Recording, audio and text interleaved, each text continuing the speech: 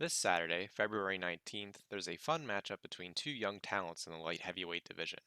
The first fighter, Johnny Walker, was once a prospect thought by some to be the one to dethrone John Jones, now traveling between camps in what seems to be an attempt to transform his explosive and athletic heavy style into one more measured and ready to go the distance.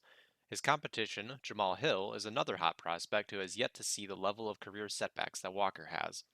While suffering an early loss to Paul Craig within the last year, Hill has otherwise been on a hot streak, going 3-1-1 in his last 5 fights, with all wins coming by KO or TKO except for his debut against Darko Stosic. Now, for a breakdown of the strengths and weaknesses of each fighter. First up, Johnny Walker.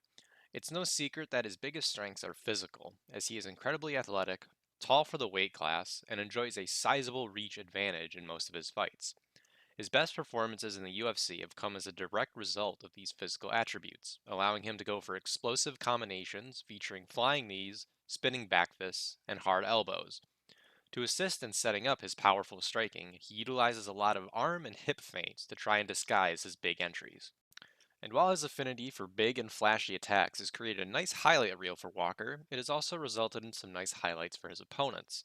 While his strikes are devastating if they land, Walker often leaves his chin high in the air and gets cracked entering into engagements.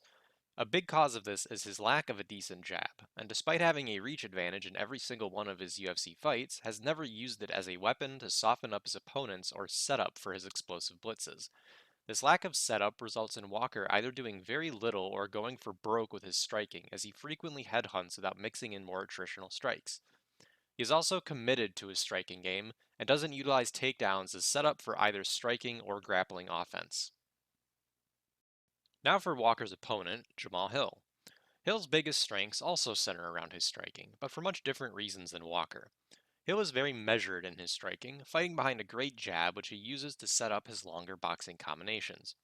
He also has a lot of tools in his striking arsenal, using a variety of punches and kicks to wear down opponents and exploit gaps in their defensive game. A great example being in his fight against OSP, where he worked the body extensively, bringing OSP's hands down and allowing him to use his long head combinations to get the knockout. Another big strength of his shown off in that fight was a great killer instinct, as Hill does a good job of knowing when his opponent is hurt and when to press for the finish. Some of Hill's main weaknesses are similar to Walker's as well, as Hill has been caught a couple of times with his chin up when trying to land big shots, such as step-in knees which got him into trouble at points in his UFC debut against Darko Stosic.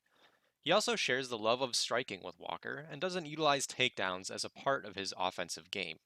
This is reflected in a lack of any submission wins on his record, as well as his only professional loss coming as a result of having his arm dislocated by Paul Craig on the ground. Another, more subtle weakness, which was shown off in the OSP fight, was an opening to leg kicks from opponents in a southpaw stance. After going through their UFC performances, I have to give the edge to Jamal Hill in this fight by KO or TKO. I believe his great use of the jab and 1-2 combo is going to give Johnny a lot of trouble on the feet, as Walker's lack of technical boxing will leave him open to be jabbed up and broken down. While Walker's explosiveness will always afford him a puncher's chance, I think Hill's active and measured style will prevent Walker from finding a flash knockout.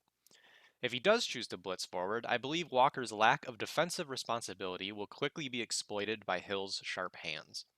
I also can't talk about Walker without bringing up his last fight against Thiago Santos, where Walker largely failed to utilize his main strengths and instead chose to point fight with primarily leg kicks and the occasional teep to the body.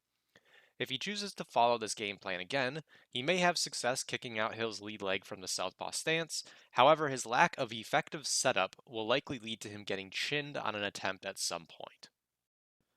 Thank you for listening. This is my first attempt at doing a fight breakdown and video editing in general. If you have any feedback, feel free to leave a comment and subscribe if you'd like to be notified of future breakdowns. Have a good weekend and enjoy the fights.